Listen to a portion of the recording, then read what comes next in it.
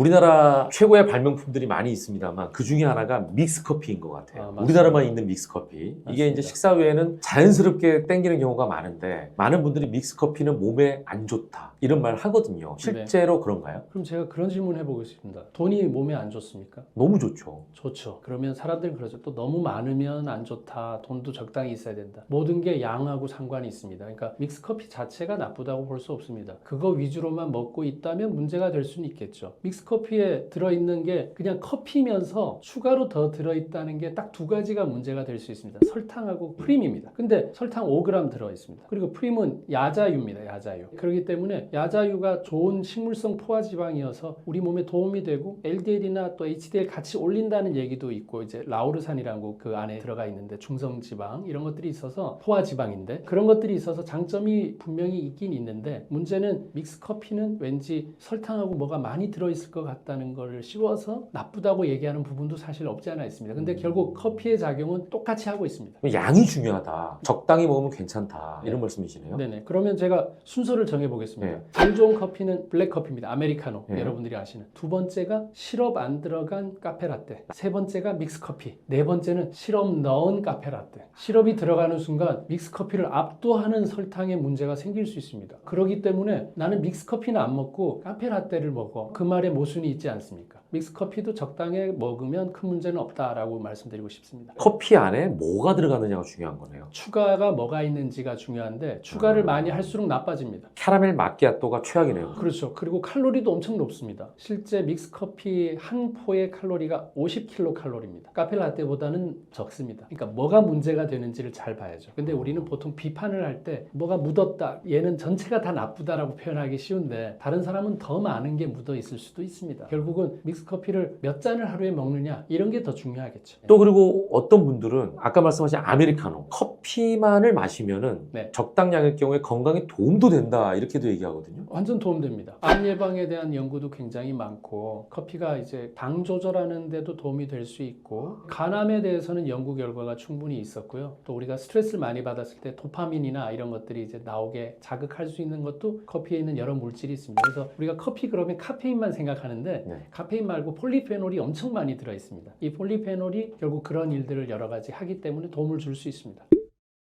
커피를 워낙 기호식품이고 많이 드시기 때문에 여기에 네. 대한 Q&A가 많은 것 같아요. 커피를 못 마시면 당뇨에 걸린다는 소문도 있는데 이건 맞는 말입니까? 커피를 내가 먹어야 되는데 체질이 안 맞다 라고 하면 당뇨에 걸릴 위험이 높다라는 소문이 있거든요. 그거는 좀 와전된 거라고 아, 볼 수 있고 커피에 있는 폴리페놀들이 인슐린 저항성을 낮추는 데 도움을 줄 수는 있습니다. 근데 문제는 그러면 왕창 먹어야지로 전환되기 때문에 문제지 그 성분들도 일정히 도움이 되는데 오히려 커피를 못 마셔서 스트레스를 해결하지 못하고 있다면 스트레스를 받으면 우리 몸에서 스트레스 호르몬 콜티졸이 나오면 혈당을 올리게 돼 있거든요. 그런 게 더 나쁠 수는 사실은 있죠. 그럼 커피는 아무 때나 마셔도 괜찮을 수 있나요? 아니면은 먹으면 안 되는 시간이 혹 정해져 있습니까? 근데 커피는 믹스커피도 마찬가지인데 식후에 먹는 게 사실은 좋습니다. 아, 식전보다는? 네네네. 소화에도 좀 도움이 될 수 있고 커피에도 산 성분이 있어서 위장장애 있는 사람들은 그 산을 피해야 되지만 오히려 도움되는 부분들도 있거든요. 그리고 식후에 한 잔 정도 드시는 게 오히려 좋고 속이 비어있는데 먹었을 때 괜찮은 분들은 물론 있는데 오히려 속 쓰리고 위험한 분들도 사실은 있습니다. 그리고 가장 이제 관심 있는 부분이 바로 이 부분인데 박사님께서 개발한 믹스커피 건강하게 마시는 방법이 있다고 하더라고요. 네네. 사실 믹스커피는 먹지 말라는 분들이 많거든요. 네. 어떻게 마시는 게 건강하게 먹는 방법일까요? 근데 뭐 저는 하지 말라 소리를 잘 안 하는 편이라 할 테면 이렇게 해라 뭐 이런 걸 좀 좋아하는 사람입니다. 저도 믹스커피는 매일 먹진 않지만 식후에 한두 잔 먹을 수 있는데 두 가지 방법이 있습니다. 하나는 누룽지 넣어서 먹는 겁니다. 누룽지가 옛날에는 전기밥솥이 아니었으니까 무조건 밑에는 좀 노랗게 되어 있잖아요. 그래서 바비 브라운이라는 농담도 있잖아요. 그런 부분이 항산화 역할이나 소화제 역할을 하고 있기 때문에 침이 탄수화물 분해 효소를 갖고 있는 것처럼 오히려 그 누룽지에서 덱스트린이나 이런 것들이 소화작용하는데 오히려 도움을 주기 때문에 우리가 식사 끝나고 숭늉을 찾았던 게 그냥은 아니었다. 이유가 반드시 있었다. 이렇게 생각이 들고 그거를 이왕 믹스커피를 먹을 때 제가 아까 말씀드렸죠. 식사 후에 먹는 게 좋다고. 그럴 거면 그 그 커피를 믹스 커피로 먹을 때 누룽지를 같이 해서 먹는 거는 오히려 도움이 될 수 있겠다. 이렇게 해서 한 가지 얘기했고, 또 한 가지는 카레의 원료가 되는 강황하고 울금. 근데 인도에서는 거의 강황을 재배하고 우리나라는 거의 울금을 재배하고 있거든요. 진도라는 곳에서 울금 재배가 18년 전에 처음 됐는데, 울금은 확실히 암, 비만, 당뇨, 만성염증 개선에 도움이 될 수 있고 콜레스테롤에도 도움이 될 수가 있거든요. 그러니까 이왕 드시는데 좀 구수하게 먹고 싶다는 게 있으면 누룽지 맛도 괜찮고, 저는 울금을 워낙 오랫동안 먹고 있기 때문에 울금도 넣어서 먹는 것도 도움이 될 수 있습니다. 커피도 종류가 되게 많잖아요. 어디 가면 네. 신 커피, 그러니까 새콤한 커피, 고소한 물어보죠. 커피, 여러 가지 커피가 있는데 네. 혹시 맛에 따라서도 효능이 다른가요? 완전 다릅니다. 로스팅하는 방법 때문에 맛이 다르거든요. 가열을 한 시간이 짧으면 신맛이 많아서 산미가 좋은 걸 드릴까요 하는 거는 그거고, 푹 고우면 고소하죠. 구수해지죠. 그래서 가열 시간이 길면 고소한 맛이 나거든요. 근데 차이가 있습니다. 내용 성분에 클로르겐산이라는 아주 좋은 물질이 있는데, 이거는 열 가하면 점점점 없어지게 되어 있습니다. 당뇨, 인슐린 이런 것들 저항성도 개선시키고 암세포 예방이나 이런 데 좀 도움을 받으려면 그 클로르겐산이 충분히 있어야 되니까, 그때는 산미가 있는 커피를 드시는 게 그분한테는 도움이 되고, 다만 그 산미가 있기 때문에 속이 쓰린 분들은 고소한 맛으로 넘어와야 되는데, 고소한 맛에는 또 장점 하나가 치매를 도와주는 예방에 도움이 되는 물질을 고소한 맛에는 들어있기 때문에, 고소한 맛은 또 그렇게 해서 즐기면 되고, 소화가 불편할 때는 고소한 맛을 또 드시면 됩니다. 근데 어떤 분들은 또 이게 강렬한 맛을 원해서 탄 거 같은 원두를 좋아하시는 분도 계시거든요. 그건 안 좋겠죠. 그렇죠. 그러니까 얼마나 많이 볶았냐에 따라서 맛이 달라지는데, 너무 탄 걸 많이 써서 구수하게만 느껴지는데 쓴맛이 많이 나는 거는 건강에는 사실 그렇게 좋지 않습니다. 아크릴 아마이드라는 물질이 왜 감자튀김 같은 데도 노랗게 갈변되면서 마이야르 반응이 생기는데, 그런 게 너무 진하게 되면은 결국 우리 탄 음식이 좋지 않다고 얘기한 것처럼 그런 것들은 좀 피해야 되지 않을까 생각됩니다.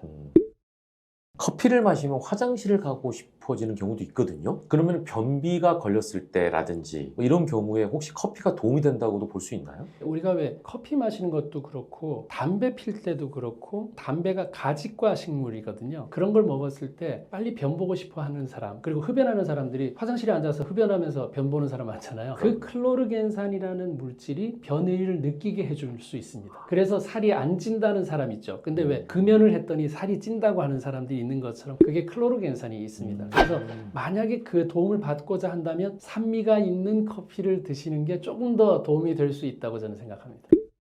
마지막으로 커피를 좋아하는, 네. 대부분 대한민국 사람이 커피를 좋아하니까 주의사항이라든지 하시고 싶은 말씀으로 마무리해 주시면 좋을 것 같아요. 커피는 저도 하루에 한두 잔은 꼭 먹습니다. 왜냐하면 먹는 게 장점이 분명히 있습니다. 4잔, 5잔 넘어갈수록 다시 단점이 나오기 시작합니다. 그래서 하루에 2-3잔 먹는 거에서는 전혀 부담 느끼지 말고, 소화나 이런 데 문제 없다면 얼마든지 드셔도 된다. 하지만 커피라고 할 때는 커피가 바로 블랙커피가 진짜 커피니까 순수한 커피 위주로 먹었을 때 누리는 장점들이 더 많다. 설탕과 또 시럽이 많이 들어가면 전혀 커피 맛 설탕이 될 수 있습니다. 그래서 진짜 커피를 2-3잔 정도 하루에 즐기는 거는 즐겁게 얼마든지 드실 수 있습니다.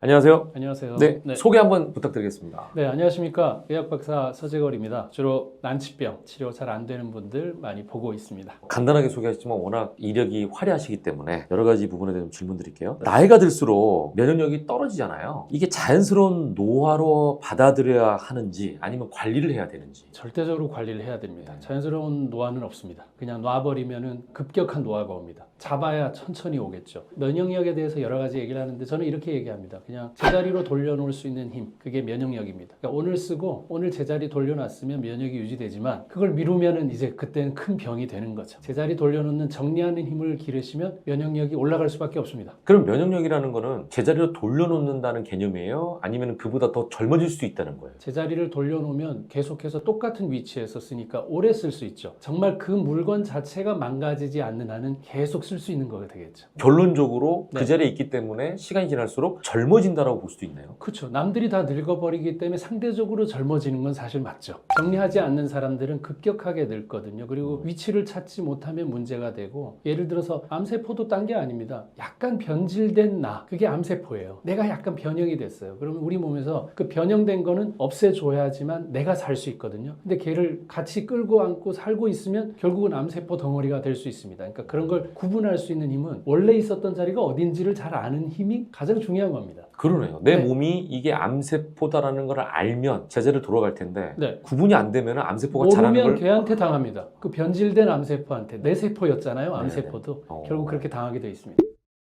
자, 그래서 뭐 말씀하신 것처럼 면역력에 대한 중요성은 일반 분들도 많이 알고 계세요. 네. 근데 이제 평소에 면역력이 떨어졌다는 사실을 스스로 진단할 수 있다면 좋을 것 같은데 그 방법이 있습니까? 네, 뭐 여러 가지 방법이 있는데 뭐 가장 쉬운 거는 되게 피로하다. 그리고 염증이 옛날보다 훨씬 더 잘 생긴다. 그리고 급격하게 우울하다. 그리고 삶의 의미가 없다. 이런 걸 많이 느낄 때가 그냥 정신과 질환인 것처럼 생각이 들지만 일단은 면역력의 문제입니다. 면역의 문제가 있을 때 생기는 일입니다. 지금 말씀하신 것처럼 네. 사실은 이게 우울증이다라고 생각해서 정신적인 부분이라고 생각할 수도 있거든요. 옛날에는 우울증을 정신과 질환이라 그랬는데 이제는 다 밝혀져서 우울증이 면역 질환이라고 밝혀져 있습니다.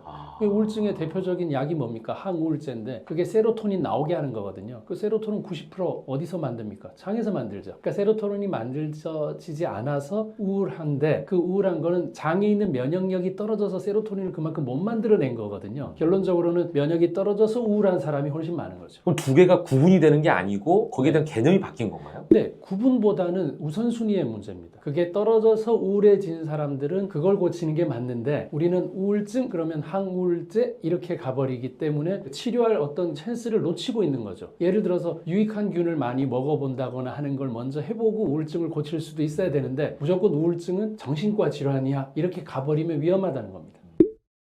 지금 말씀하신 것처럼 면역 시스템이 그만큼 중요하다는 건데 그러면 뭐 지금도 잠깐 말씀하셨지만 면역 시스템에 문제가 생긴다면은 여러 가지 증상이 나타날 것 같아요. 그 증상만 제대로 알아도 우리가 좀 경계심을 가질 것 같은데 어떤 증상이 나타날 수 있다고 생각할 수 있을까요? 일단은 가장 큰 거는 염증이 자주 재발되고 염증 다음 단계가 통증이거든요. 이유 없이 아픈 거는 면역의 문제가 틀림없이 맞죠. 그리고 염증이 옛날보다 오랫동안 지속된다. 만성 염증이 된다. 이것도 내 면역력이 빨리빨리 해결하지 못하고 제자리에 못 갖다 놓으면 그게 쌓이게 되기 때문에 만성이라는 이름을 붙여서 염증이 되는 거거든요. 급성은 금방금방 해결이 되잖아요. 한 실험 연구 통해서 보면 대식세포라고 이제 면역세포가 있는데 만성 염증 있는 사람들은 움직이질 않아요. 움직이질 않으니까 잡아내질 못하는 거죠. 결국 대식세포나 이런 백혈구나 이런 것들을 움직이는 것도 면역의 힘이기 때문에 일단은 염증이나 피로도나 통증이나 이런 게 많다면 내 면역이 떨어져 있다. 그리고 했던 말 또 하는 사람들은 진짜 면역력 체크해봐야 됩니다. 인지장애가 생긴 거죠. 본인이 한 말이 했던 말인지를 구분하지 못하고 있다. 그럼 이제 뇌에 나타난 어떤 면역 기능의 저하라고 볼 수 있습니다. 그래서 앞으로 치매가 될 수 있는 부분이 있죠. 인지장애 다음에 치매가 올 수 있으니까 결국 이런 것들을 예방하려면 면역부터 머리부터 고친다가 아니라 면역부터 고쳐야 됩니다. 지금 말씀을 듣고 보면 우리 인간에게 나타나는 굉장히 많은 증상들 있잖아요. 네. 내 몸이 이상해진다라고 하는 증상들이 얼핏 다 면역이랑 관계된다라고 생각할 수 있을 것 같은 말씀이거든요. 그러니까 우리가 산소를 마셔야 살고 음식을 먹어야 당분을 먹어야 사는 게 너무 뻔한 소리 같은데 그게 당연한 얘기인 것처럼 시작은 우리가 음식이 들어왔는데 입으로 들어온 건 우리 몸에 들어온 게 아니죠. 소장을 통과해서 혈액으로 들어왔을 때만 우리 몸에 들어온 거거든요. 그러면 우리 몸에 어떤 게 들어왔느냐부터가 우리 몸에서 시작인데 그 시작이 잘못됐다가 우선순위가 돼야지만 질병을 치료할 수 있지 않겠습니까? 근데 질병은 이름이 많죠. 당뇨다 뭐다 뭐 혈압이다 이런 게 많지만 근본적인 치료는 외부에서 뭔가가 들어와서 우리 몸에서 잘못 일어난 일의 결과 아닐까요? 그렇다면 거기서 첫 관문이 결국 소장에 있는 여러 가지 유익한 균들이 충분하면 좋은 음식물이 들어올 거지만 그게 부족하면 좋은 음식물이 밖으로 나가버리고 안 좋은 게 들어와 버리면 그때부터 생기는 수많은 일들이 질병입니다. 그래서 면역이 우선적으로 검토돼야 됩니다. 말씀을 들어보면 모든 거의 베이스는 일단 면역이네요. 베이스죠. 모든 예. 게 다는 아니지만 기본은 이거부터 체크해 봐야 된다. 그건 확실히 맞습니다. 그러면은 중요한 건 평소 면역 관리를 위해서 뭘 주의해야 됩니까? 네, 일단 면역 관리는 좀 전에도 말씀드렸던 것처럼 그 외부에서 들어오는 길이 두 가지입니다. 하나는 공기 들어오는 길이 있죠. 하나는 음식 들어오는 길이 있습니다.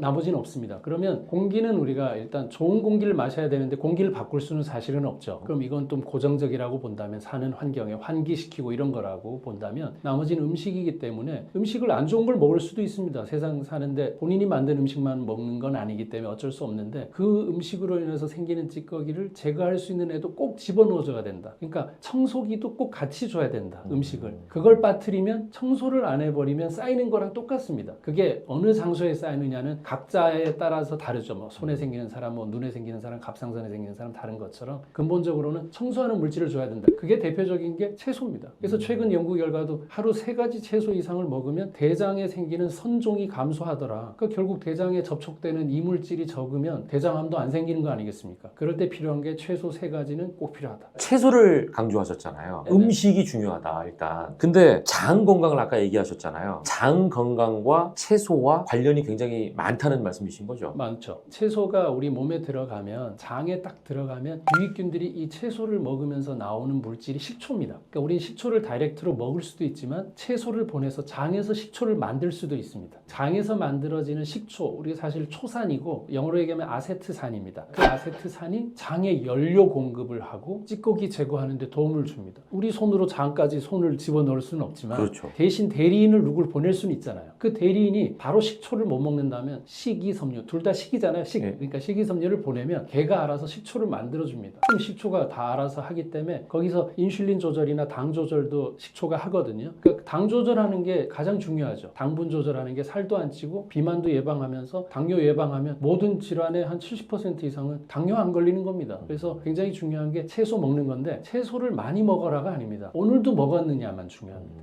먹고 지나가라. 항상 그거 기억하시면 좋겠습니다. 네, 채소 강조하시면서 장과의 연관성을 얘기하셨잖아요. 네네. 그러면은 계속 장을 얘기하는 게 면역력이 장과 직결되는 거예요? 직결됩니다. 예를 들어 스트레스를 받잖아요. 네. 스트레스를 받으면 어디로 받는다고 생각하십니까? 뇌로 받는다고 생각해요. 그렇죠. 뇌라고만 생각했죠. 네. 그게 옛날 얘기입니다. 아까 우울증도 뇌라고 얘기했잖아요. 그게 아니라 받을 때는 장에 받습니다. 장에 있는 점막에 분비성 면역 글로불린 A라는 물질이 있는데 얘가 있어야만 면역 작용을 합니다. 근데 그런 애들이 확 사라집니다. 그럼 줄어들면 들어와서는 안 되는 아무나 애들이 막 우리 몸으로 이제 진짜 통과해서 들어와 버리게 되죠. 그럼 스트레스를 받으면 아무나가 통과가 돼서 혈액을 타고 전신으로 가니까 스트레스를 받았더니 여기 뾰루지가 생기고 여기 피부에 문제가 생기고 여기 염증이 생겼다. 당연히 맞는 얘기입니다. 장의 수비수가 망가졌다. 그렇게 볼 수 있거든요. 그래서 장의 방어력과 그 면역력이 절대적으로 우리 혈액을 관장하게 돼 있고 혈액은 전신을 돌기 때문에 어느 장소에든 병을 만들 수가 있기 때문에 미연에 차단하는 방법은 장에서 차단하는 게 가장 옳다. 이렇게 볼 수 있습니다. 그러면 결론적으로 면역력은 장 건강과 직결된다라고 볼 수 있는 거예요? 직결되죠. 장에서 결정하는 게 70%입니다. 그렇다면 장 건강을 위해서 어떻게 하느냐가 중요할 것 같아요. 저도 지금까지 실천해 오고 있는데 장이 좋아하는 일을 하면 됩니다. 장이 필요한 일을 해주면 됩니다. 뭐냐 하면은 급작스러운 다이어트를 해서 너무 뭘 안 먹어버리면 장도 관이지 않습니까? 관. 내용물이 없으면 납작해져 있지 않겠어요? 당연히 납작해져 있습니다. 원래. 그 내용물 부피만큼 벌어지게 되어 있거든요. 그래서 너무 밥을 안 먹어버리면 내용물, 거리가 없어지기 때문에 변이 좋아지지 않고 가스가 주로 차게 되어 있습니다. 그래서 기본적으로 밥을 꼭 먹되 양 조절을 해야 되고 때를 잘 가려야 되거든요. 그래서 좀 공복하는 시간을 충분히 주고 먹을 수 있는 기회에는 밥과 단백질 반찬과 채소가 꼭 포함된 반찬으로 어우러지게만 먹으면 비록 좀 먹는 게 안 좋은 게 들어가더라도 이 채소가 꼭 노폐물 제거하는 역할을 해주기 때문에 우리한테 면죄부를 줄 수 있습니다. 그렇게 해서 조화롭게 탄수화물, 단백질, 지방이 딱 조화로운 거를 식사로 선택해서 드시는 게 가장 중요한 방법입니다. 그리고 저 박사님께서는 네. 장 건강도 굉장히 강조하시지만 네. 장 건강 이외에 다른 부분도 굉장히 강조하시더라고요. 네네네. 그게 바로 등 건강입니다. 이거는 좀 생소하거든요. 생소하시지만 사실 정말 당연한 일이거든요. 왜냐하면 뇌하고 연결하는 길이 2가지인데 하나는 장에서 음식 들어왔네 하고 그만 드세요 하는 게 뇌랑 연결돼 있고 또 하나는 뇌랑 연결이 되려면 허공에다가 위장하고 뭐 다른 간하고 연결할 수 없으니까 뒤로 내려와서 뒤에 척수신경을 통해서 앞에 있는 장기들하고 연결되어 있습니다. 그걸 자율신경계라고도 얘기를 하고 교감신경, 부교감신경 얘기를 하는데 우리가 바쁜 일상에 야, 위 좀 움직여 이렇게 명령하지 않잖아요. 네. 알아서 하죠. 그러니까 알아서 하는 걸 자율신경계라고 하지 않습니까? 그렇기 때문에 그 알아서 하는 거를 누가 알아서 하느냐? 등에서 알아서 합니다. 근데 이게 구부려져 있고 라운드 숄더라고 이렇게 돼 있고 네. 어디 눌려 있으면 그 장소에 해당하는 연결된 장기는 기능을 못하게 되어 있습니다. 그래서 우리가 등을 쓰다듬으면 갑자기 트림이 나온다거나 하는 이유는 위를 지배하는 신경이 견갑골 사이에 있기 때문이고요. 그리고 경추 3, 4, 5번에서는 횡격막 지배하는 신경이 나옵니다. 그래서 딸꾹질을 하거나 호흡 호흡이 잘 안 될 때 우리가 폐를 만지려고 하지만 실제 접근이 어렵지 않습니까? 횡격막을 어떻게 또 만집니까? 그렇죠. 네. 그러니까 우리가 신호 전달하는 스위치를 눌러야 된다는 생각을 해야 됩니다. 그 스위치는 다 등에 있고요. 경추 3, 4, 5번을 저는 딱 눌러서 치료를 하게 되면 횡격막이 안정되면서 호흡이 옵니다. 스위치를 버튼이 등에 있다는 걸 여러분이 잊지 않고 등을 자세를 바로 가지는 게 굉장히 중요하다는 걸 꼭 기억하셔야 됩니다. 장과 등은 어떻게 보면 가까이 있는 곳이기도 하고 네, 그게 똑같은 이유가 네. 우리가 아무리 훌륭한 인력이 여기 있어도 명령하지 않으면 움직이지 않잖아요. 신호를 누가 받아야 야 이거 뭐 옮겨 해야 옮기죠. 옮길 수 있는 사람은 너무 많은데 아무도 신호를 보내지 않습니다. 그러니까 알 수 없는 병과 치료되지 않는 병의 특징은 신호의 문제일 때가 훨씬 많습니다. 하지만 우리가 검사는 어떤 거냐면 사람들 잘 있는지, TV는 잘 있는지, 냉장고는 잘 있는지는 검사로 알 수 있는데 거기 전선이 연결이 끊어졌는지, 스위치가 안 눌렸는지를 검사하지 못하기 때문에 질병을 발견하지 못합니다. 결국 거기서 답을 찾아야 되는 게 요즘 사람들은 너무 많습니다. 왜냐? 요즘은 다 잘 먹지 않습니까? 사실 못 먹는 사람은 사실 없지 않습니까? 신호가 꺼져 있는 사람이 훨씬 많고 신호가 잘못되어 있는 사람이 훨씬 많습니다. 그걸 누가 받느냐? 뇌에서 뒤로 받아서 장기들이 앞에 있기 때문에 앞으로 못 받습니다. 뒤에 척추라는 애들로 다 감싸서 보호를 시키면서 거기서 신경줄이 나와서 각자 연결을 하고 있기 때문에 등을 관리하는 게 정말 중요한 면역의 방법입니다. 그러면 이건 진짜 그냥 궁금증인데요. 네. 어르신들이 약수터 가면 나무에 등치기 하잖아요. 그렇죠, 그렇죠. 이건 괜찮은 거예요. 두 가지로 또 설명할 수 있는데 등 쳐서 다치는 거는 정말 나쁩니다.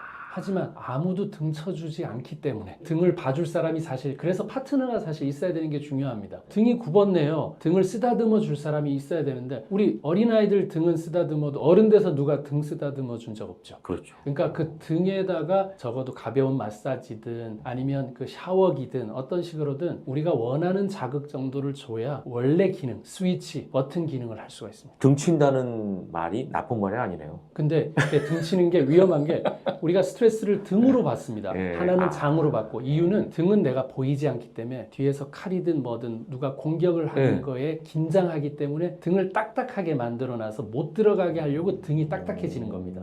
그렇기 때문에 스트레스를 받는다 그러면 등이 딱딱하기 때문에 그렇고 등 친다는 그 등 쳐먹는다는 어떤 그 표현도 결국은 내가 보이지 않는 곳을 남들이 노려서 그걸 쟁취한다의 개념으로 봐야 되겠죠. 예. 네.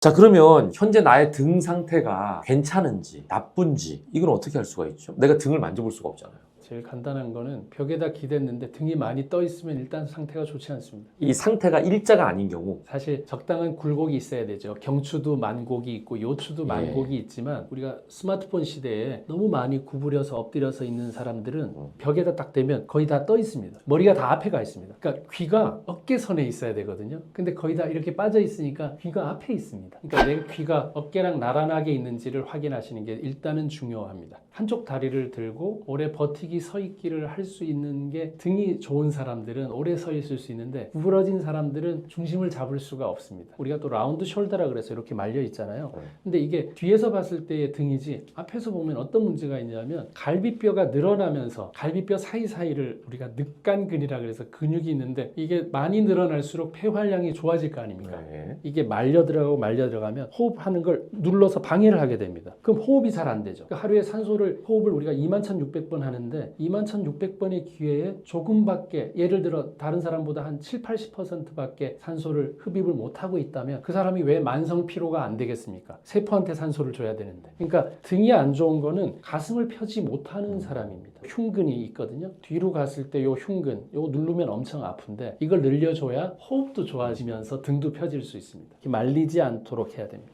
그럼 자기 테스트 상으로는 벽에 기댔을 때 네. 일자가 되지 않는다라고 하면 좀 문제가 있다. 네, 머리가 앞에만 나와 있을 때 귀가 어깨하고 나란하지 않다. 그게 제일 큽니다. 이렇게 예. 옆으로 봤을 때 이렇게 되어 있으면 귀가 앞에 나와 있잖아요. 예. 예, 귀선하고 어깨선을 잘 보시면 됩니다. 네. 그러면은 등 상태가 안 좋은 경우에 이걸 고쳐야 되잖아요. 네네. 건강하게 할 수 있는 방법이 있을까요? 일단 뇌랑 관련되어 있는 게 딱 세 가지가 있습니다. 얼굴 피부, 손, 발입니다. 얼굴을 계속 움직이면서 손과 발을 같이 움직이면 뇌에 50% 넘는 정보를 줄 수 있습니다. 실제 저는 뇌종양 환자분들한테도 이걸 많이 권하면서 하고 있습니다. 가장 아픈 사람이 어떤 사람입니까? 무표정한 사람 아닙니까? 우리가 말할 때는 턱을 그나마 움직이는데 나이 들수록 뭘 못 움직이느냐? 여기를 못 움직입니다. 안녕하십니까? 입으로만 하죠. 이게 못 움직입니다. 그래서 나이가 드실수록 뭘 해야 되냐면 안녕하십니까를 해야 되는 이유가 여기 근육을 써야 됩니다. 상악골, 하악골인데 상악골을 거의 움직임들이 없습니다. 그러니까 이걸 쓰려고 말을 하거나 노래를 흥얼거리거나 다 좋고요. 저는 아오를 하는데 하면서 반대 손으로는 쇄골 바로 밑에 있는 소흉근을 누르면서 최대한 뒤로 보냅니다. 뒤로 갈 수 있어야 됩니다. 요 90도로 해서 뒤로 가면 이게 늘어나는 거거든요. 움직이는 근육이 딱 하나 있습니다. 여기를 잡으면 아오를 하면서 계속해서 누르면 뇌가 굉장히 활성화되고 앞으로 또 치매도 걱정이지 않습니까? 그런 것들을 막으려고 해도 이 세 가지 동작을 같이 하는 건 아주 도움이 될 수 있습니다. 그 동작만으로도 등 건강을 유지할 수 있다. 네, 우리 산소 호흡하는 것만으로도 살 수 있는데 대단한 일이 아니라 루틴을 만들어야 됩니다. 매일 하는 일, 10분이라도. 자, 우리 주변에 보면 네. 암 환자들이 너무나 많잖아요. 맞습니다. 사실 이렇게 암이 이렇게 흔한가 싶을 정도로 많은데 그러다 보니까 나도 혹시 암에 걸리면 어떡하지 이런 걱정이 있거든요. 암은 왜 생깁니까? 너무 기초적인 질문이면서 근본적인 질문인데요. 첫 번째, 암의 원인 30%는 음식, 나머지 30%는 흡연입니다. 5%가 유전입니다. 나머지가 있고요. 음식을 잘 먹고 담배를 안 피면 60%입니다. 대주주, 최대주주가 될 수 있습니다. 암 안 생기는데. 그러니까 그만큼 유전이기 때문에 나는 안 될 거야 라기보다는 잘못 먹어서 다른 습관 때문에 이제 이렇다는 걸 일단은 인정하시면 너무 좋을 것 같고요. 두 번째는 세포의 입장에서 생각 좀 해주셔야 됩니다. 세포 입장. 옛날에 우리가 관심 있었을 때는 동식물에 관심 있죠. 동물과 식물. 저도 좀 이게 노력을 많이 했던 분야지만 유산균과 이 미생물을 연구를 하게 되면서 이제 우리 국민들이 미생물을 알게 됐어요. 왜냐하면 유산균이라는 걸 알게 되셨으니까. 근데 요즘 MZ세대들은 뭐 하는지 아세요? 무생물을 좋아합니다. 무생물이요? 내가 다룰 수 있고 내가 부담 안 되고 내 마음대로 할 수 있는 대상. 그래서 반려돌이라는 것도 있습니다. 돌을 키웁니다. 좀 씁쓸한 면도 사실 있긴 하지만 그만큼 스트레스 받는 걸 미리 차단하는 세대가 되지 않았나 이런 생각이 듭니다. 그 설명을 드리는 이유가 세포 입장에서 한번 생각을 해야 된다는 얘기죠. 세포는 두 가지 형태로 죽습니다. 하나는 죽을 때 돼서 죽는 거. 그걸 자연사라고 합니다. 그러면 어떻게 되느냐? 세포 안에 있었던 물질들을 다 재활용할 수 있습니다. 그럼 우리 몸에서 전혀 부담이 없죠. 다시 쓰면 되니까. 선풍기도 그냥 다시 쓰면 됩니다. 근데 염증으로 죽을 때는 터져서 죽습니다. 재활용이 안 됩니다. 그럼 우리 몸에서 어떻게 해야 되느냐? 다시 만들어내야 됩니다. 다시 만들어내야 될 때 생기는 걸 돌연변이라고 합니다. 그러니까 염증으로 많이 죽는 타입의 사람이라면 자기 세포가 돌연변이 일으킬 만한 확률이 많아진다는 뜻입니다. 그래서 제자리 갖다 놓는 힘이 왜 지난번에도 한번 말씀드렸던 것처럼 정리를 하면 활용을 할 수 있지만 정리 안 된 건 다시 사야 됩니다. 옷장에 안 보이는 거 다시 사지 않습니까? 그렇죠. 정리 안 될 때는. 예. 일단 세포가 염증으로 죽게 만들어서 우리가 자꾸 세포 분열할 기회를 많이 가지게 되면 돌연변이가 뭐 1000분의 1이나 100만 분의 1 정도로 생길 수 있는 확률이 높으니까 그때는 암으로 갈 확률이 높죠. 세포가 자연사할 수 있도록 내가 내 세포에 도와주는 게 암을 예방하는 가장 중요한 방법입니다. 그러니까 내 세포가 자연스럽게 늙고 죽을 수 있도록 하는 게 암을 방지하는. 걔가 일 다 하고 네. 자기 죽을 만한 세포들도 다 수명이 다 다르지 않습니까? 그렇죠. 때 돼서 죽은 거는 문제가 없습니다. 하지만 네. 급하게 죽는 거는 다쳤다, 스트레스를 받았다, 염증 생기는 거는 급하게 만들어내야 됩니다. 그게 문제입니다. 그러면은 자연스럽게 세포가 생을 마감하면 좋겠지만 그렇지 못한 경우에 이제 암이 생긴다고 말씀하셨잖아요. 그 암이 생긴 경우도 네. 초기에 발견하면 우리가 쉽게 치료할 수 있다고 생각을 하는데 맞습니다. 어떻게 하면 암을 빨리 발견할 수 있습니까? 물론 이제 건강검진이라는 게 있긴 한데요. 일단은 건강검진이 제일 중요하다고 봐지죠. 왜냐하면 정돈하면서 사실 게 아니니까 막 살다가 걱정이 돼서 검진을 받으신다면 검진이라도 정확하게 받아야죠. 두 번째는 가까운 어떤 병원에 주치의처럼 상담할 수 있는 선생님을 꼭 둬야 됩니다. 그게 없으면 주변에 물어봐서 답 안 나옵니다. 잘못된 치료도 할 수 있습니다. 그래서 병원에 선생님이 다 나하고 궁합이 맞지는 않지만 어떤 궁합 맞는 선생님을 잘 만들어서 내 상태를 이렇게 시리즈로 좀 얘기해 줄 수 있는 선생님을 꼭 마련해 두는 게 좋겠다. 아니면 어떻게 오셨어요? 밖에 없죠. 처음 보는 우리 환자분밖에 없으면 또 새로운 얘기를 해야 되니까 이해할 시간이 없습니다. 마지막으로는 이제 가까운 지인들을 둬야 됩니다. 혼자서는 자기 병을 발견할 수가 없습니다. 너 요즘 이상한데? 너 말이 요즘 옛날보다 어눌한데? 이렇게 해서 발견되지 않습니까? 본인이 본인을 제일 모를 수가 있습니다. 병에 대해서는. 지인들을 통해서 early detection이라 그러죠. 조기 발견할 수 있는 거. 그리고 나머지는 정말 습관을 매일같이 루틴을 가지고 하는 방법. 그게 사실은 제일 중요합니다. 자, 이제 암 종류가 너무 많잖아요. 그래서 뭐 하나하나 걱정하면 너무 두렵기도 한데 그 중에 특별히 주의해야 할 암이 있을까요? 예를 들자면 어린 나이에도 걸릴 수 있는 확률이 높다든지 또는 가족력 때문에 쉽게 걸릴 수 있다든지 뭐 이런 요소에 의해서 주의해야 할 암 네. 뭐라고 생각하세요? 주의해야 할 암과 돈 많이 드는 암과 좀 다른 개념이어서 말씀을 드리면 우리가 암 통계를 우리나라도 쭉 보면 어릴 때는 딴 게 없습니다. 백혈병, 갑상선암, 그 다음에 유방암입니다. 그러니까 다른 암이 웬만큼은 안 생깁니다. 20세인데 대장암입니다. 있을 수 있죠. 저도 그런 환자 고등학교 3학년 암 보긴 했었지만 이건 지금 확률적인 통계적인 문제니까. 젊을 때는 백혈병, 젊은 나이가 지나면 어린 나이에도 갑상선암 많이 옵니다. 그 다음에 유방암입니다. 그 다음에 같이 늘어가는 게 대장암, 위암. 그래서 우리가 위암 검사는 40세부터 하고 대장암 검사는 50세부터 하는 이유가 그 나이 때부터 많아지기 때문에 하는 건데 점점 당겨지고 있습니다. 그래서 대장암도 지금은 45세, 40세 때 내시경 해보라고 얘기를 하고 있거든요. 일단은 위암대장암은 내시경으로 발견할 수 있는데 가성비에 대한 문제, 돈이 많이 들고 하는 문제는 역시 췌장암이나 폐암 같은 겁니다. 사망률도 너무 높고 그리고 치료 기간도 또 치료 성적도 제일 안 좋은 게 아직까지는 그렇습니다. 그러면 췌장하고 폐암 안 걸리려면 대표적인 거는 흡연을 안 해야지 되겠고 대표적인 겁니다. 췌장암이면 그래도 본인이 할 수 있는 건 당뇨 안 걸려 있어야 됩니다. 그러니까 요 두 가지는 적어도 하면 그걸 예방되지만 그 다 하면서 발견 안 될 수 없나요 하기는 되게 복잡한 얘기가 될 수 있습니다. 폐암, 췌장암이 그래도 결과가 안 좋고 성적이 안 좋은 암이라고 볼 수 있겠습니다. 말씀 들어보니까 나이에 따라서 좀 주의해야 될 암이 달라진다.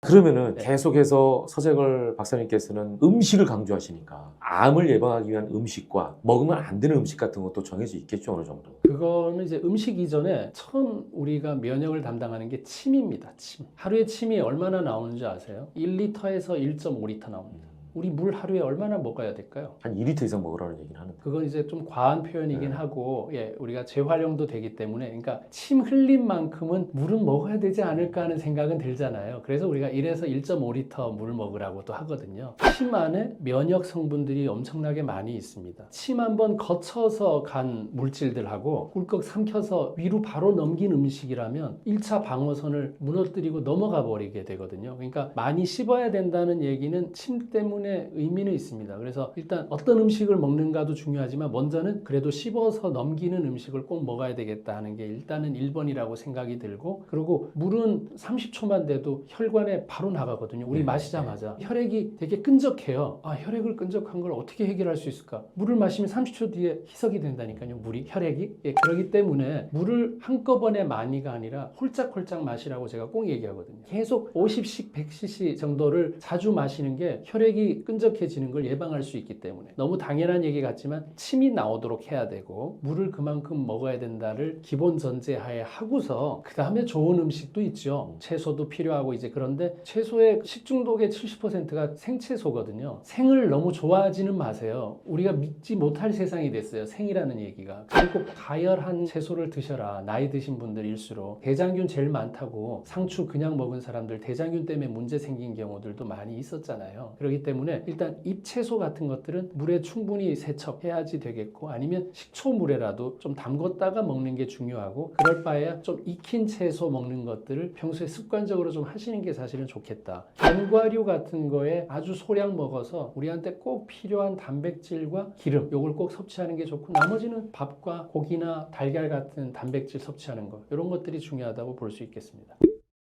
우리가 흔히 암과 관련해서 가공식품 얘기 많이 하거든요. 그러니까 먹지 말아야 할 음식 중에 넘버원으로 가공식품 꼽는 경우가 많은데 이건 왜 나쁜 거예요? 떠나서 가공식품은 일단은 산성화시키는 식품이 많습니다. 일단 가공됐으니까 본연의 물질이 아니면 우리 몸에서는 여러 가지 일을 해야 되니까 에너지를 많이 써야 됩니다, 실제. 그렇기 때문에 가공식품은 우리 몸을 산성화시키는 물질의 대표적인 것 때문에 1번이고 뭐 그 안에 불순물이나 이런 것들도 있겠죠. 근데 더 중요한 건 그겁니다. 가공식품만 위주로 먹고 있다는 게 돼버리기 때문에 문제입니다. 가끔 가공식품이 아니라 주로 다 패스트푸드나 밖에서 사 먹고 있다면 거기에 뭐 나트륨이든 뭐 설탕이든 너무 많은 것들이 유해한 부분이 많이 있기 때문에 일단은 비율을 줄여야 됩니다. 3일에 한 번 정도 가공식품이 들어간 정도 먹는 비율이면 나쁘진 않다. 근데 매일 먹고 있다면 쌓이면 암이 된다니까요. 암이 바로 안 생깁니다, 절대. 여러분들의 꾸준한 노력이 있어야 암도 생기는 겁니다. 역설적이네. 꾸준하게 하면 뭐 시험도 성공할 수도 있지만 반대도 꾸준한 게 뭐가 답을 이룹니다. 중단해야 될 때 빨리 중단하셔야 됩니다. 요즘에 그 간헐적 단식도 유행이잖아요. 그리고 네네. 이제 내 공복 상태를 좀 늘리기 위한 방법으로도 간헐적 단식이라는 걸 하게 되는데 이거는 암과 관련해서는 괜찮은 방법이에요? 아니면 이 습관이 별론가요? 습관은 괜찮은데 좀 구체적인 설명을 드려야 되는데 최근에는 이제 면역 관문 억제제라 그래서 면역 항암제라는 게 나왔습니다. 옛날에는 항암제라는 게 세포를 일방적으로 공격해서 정상 세포도 한 30%를 공격하니까 머리카락도 빠지고 여러 가지 부작용이 많았는데 네. 요즘은 면역 항암제라고 나왔는데 그게 뭐냐면 면역 세포하고 암 세포가 손을 잡습니다. 이렇게. 근데 암 세포가 손을 내밀어요. 그걸 관문이라 그러거든요. 요 손을 내미는 순간 면역 세포가 기능을 상실해 버립니다. 요걸 잡지 않게 만드는 게 면역 항암제입니다. 그래서 제가 왜 이 면역 항암제 얘기를 하냐 하면은 면역 항암제처럼 아무나 하고 손 잡으면 안 되는 게 이겁니다. 바로 암세포가 손을 내밀기 그러네요. 때문에. 예. 자, 그래서 이 손을 안 잡게 하려면 공복 시간을 반드시 둬야 됩니다. 그래서 간헐적 단식이라는 워딩이나 문구가 중요한 게 아니라 정확하게 하루에 공복 시간을 꼭 가지게 되면 공복할 때 이런 치유가 일어나거든요. 염증 없애고 잘못된 거 고치는데 계속 먹고 있는데 언제 고칩니까 도대체? 소화하기 바쁜데. 그러면 이게 간헐적으로 네. 공복을 하는 것 자체가 잠자는 거랑 비슷하네요. 똑같습니다. 잠을 자야 되고 잠자는 시간 앞뒤로는 아무것도 안 먹어야 된다를 하면 그냥 공복이 되는데 너무 간단한데 그걸 굳이 이름을 붙여서 간헐적인 단식이라고 표현하는데 저는 12시간에서 16시간 공복을 하고 있거든요. 굶고 있지 않습니다. 저녁 먹고 나면 일절 뭘 안 먹고 그 다음날 아침 넘어서 밥을 먹습니다. 이게 공복입니다. 간헐적이고 뭐고 할 필요도 없습니다. 잠잘 때 자게 내버려 두고 먹을 땐 집중해서 먹고를 뚜렷하게 하는 게 사실 암 생기는 것도 예방할 수 있고 하는데 굉장히 도움이 되는 식단입니다. 그럼 지금 암 예방을 위해서 주의해야 할 식사 방법 중에 네. 최고는 공복 시간을 늘려라 이렇게 정리할 수 있을까요? 공복 시간을 늘리는 것도 있고 공복을 유지하는 게 훨씬 중요합니다. 46세 이후로는 많게는 18시간 공복하고 6시간 내에 다 먹어라도 있고요. 16시간 대 8시간. 그리고 나이가 66세가 넘어가면 12시간 대 12시간. 그러니까 저녁 6시에 먹었다면 아침 6시까지는 아무것도 먹지 마라. 근데 12시간 안에 실컷 먹지 않습니까, 우리가? 공복을 하거나 두 끼를 먹어서 브런치로 넘어가면 18시간 공복이 됩니다. 그렇게 해서 내 장기도 좀 아껴 쓰고 쉬는 동안에 얘도 일 좀 하게 만들어주면 암세포도 제거하고 훨씬 좋은데 먹으면 소화하느라고 에너지 다 써야 됩니다. 그러면 청소 못합니다. 옷을 계속 사는데 언제 옷을 입습니까? 옷만 사고 있잖아요. 옷 입을 시간도 줘야죠. 그 균형이 깨진 게 결국 암세포로 가는 원인이 되기 때문에 그 균형을 맞추는 게 가장 중요합니다. 여러 가지 좋은 말씀 해주셨는데 마지막으로 암을 예방하기 위해서는 이런 생활 규칙을 지켜라 정리를 좀 해주신다면. 암을 예방하기 위해서는 오늘도 할 일을 미루어서는 안 된다. 그리고 정리전돈 잘해야 된다. 정리하는 힘이 암을 이기는 힘이다. 이렇게 말씀드리고 싶습니다.